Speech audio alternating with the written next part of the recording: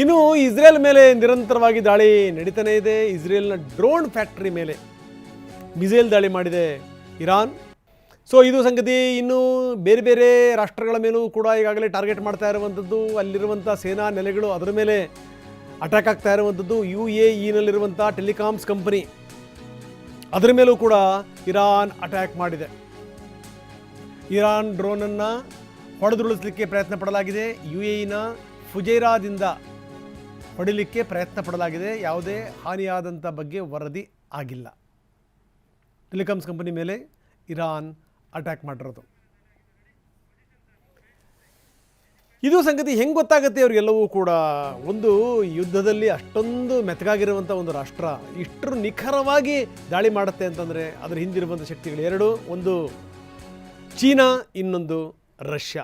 ಈ ಯುದ್ಧ ಅನ್ನುವಂಥದ್ದು ಇದೆಯಲ್ಲ, ಅದಕ್ಕೆ ಕಣ್ಣಿರಲ್ಲ, ಅದಕ್ಕೆ ಕಿವಿ ಇರಲ್ಲ, ಹೃದಯ ಅಂತೂ ಇರೋದೇ ಇಲ್ಲ. ಯಾಕಂದರೆ ಯುದ್ಧದ ಆರಂಭದಲ್ಲಿ ಎಲ್ಲರೂ ಕೂಡ ತತ್ವ ಸಿದ್ಧಾಂತಗಳನ್ನು ಮಾತಾಡ್ತಾರೆ.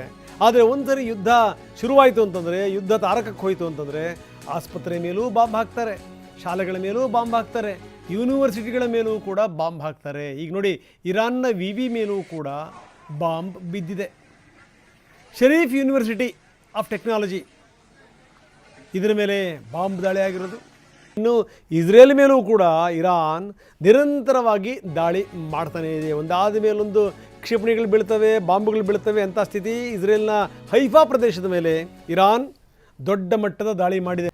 ಇನ್ನು ಲೆಬನಾನ್ ಒಂದು ಲೆಕ್ಕದಲ್ಲಿ ಒಂಥರ ವಿಚಿತ್ರವಾದಂಥ ದೇಶ. ಲೆಬನಾನ್ನಲ್ಲಿ ಯಾರ್ಯಾರು ಯಾವ್ಯಾವ ಸಂದರ್ಭದಲ್ಲಿ ಹೆಂಗೆ ಆಳ್ವಿಕೆ ಮಾಡ್ತಾರೆ, ಹಿಂದೂ ಕೂಡ ನಾವು ಭಾಳಷ್ಟು ಸಂದರ್ಭಗಳಲ್ಲಿ ಹೇಳಿದ್ದೀವಿ. ಅಲ್ಲಿ ಕ್ರೈಸ್ತರದ್ದು ಅದರ ಪಂಗಡಗಳು ಅವರಿಗೆ ಅಂತ ಇಟ್ಟು ಸೀಟು, ಮುಸಲ್ಮಾನ ಪಂಗಡಗಳು ಅವರಿಗೆ ಅಂತ ಇಟ್ಟು ಸೀಟು, ಇನ್ನು ಯಾರ್ಯಾರು ಟ್ರೈಬ್ಗಳಿರ್ತಾರಲ್ಲ ಅವರಿಗೆ ಅಂತ ಇಟ್ಟು ಸೀಟು. ಇದು ಸಂಗತಿ. ಲೆಬನಾನ್ನ ಒಳಗಡೆ ಇರುವಂಥವ್ರಿಗೆ ಸಾಕಷ್ಟು ಪೋಷಣೆ ಮಾಡ್ತಾ ಬಂದಿದೆ ಇಸ್ರೇಲ್. ಹೆಜ್ಬುಲ್ಲಾಗಳು ಇಲ್ಲಿಯವರೇ. ನಾನು ಹೇಳ್ತಾ ಇದ್ದೆ, ಯುದ್ಧ ಅನ್ನುವಂಥದ್ದು ಯಾವ ರೀತಿ ಅಂತ.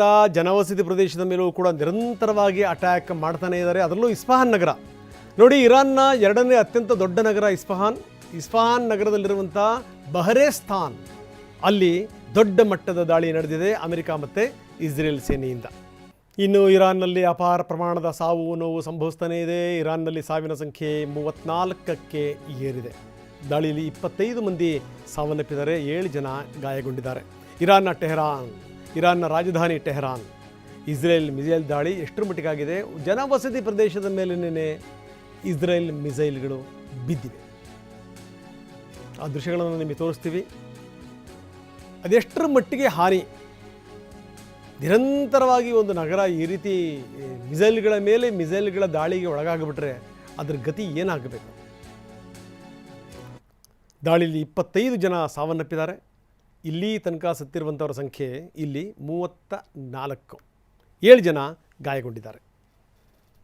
ನೋಡಿ, ಆ ಪ್ರದೇಶ ಸುಡುಗಾಡಿದ್ದಂಗಿದೆ. ನಿರಂತರವಾದ ದಾಳಿಗಳು, ಒಂದಾದ ಮೇಲೊಂದು ಕ್ಷಿಪಣಿಗಳು, ಬಾಂಬ್ಗಳು, ಒಂದಾ ಎರಡ. ಇಸ್ರೇಲ್ ಮತ್ತು ಅಮೆರಿಕ ಸೇನೆ ಇರಾನ್ನಲ್ಲಿ ವಿಪರೀತ ಪ್ರಮಾಣದಲ್ಲಿ ದಾಳಿ ಮಾಡ್ತಾ ಇವೆ. ಅಪಾರ ಪ್ರಮಾಣದ ಸಾವು ಕೂಡ ಸಂಭವಿಸಿದೆ. 34 ಜನ ಇಲ್ಲಿ ತನಕ ಸತ್ತಿದ್ದಾರೆ.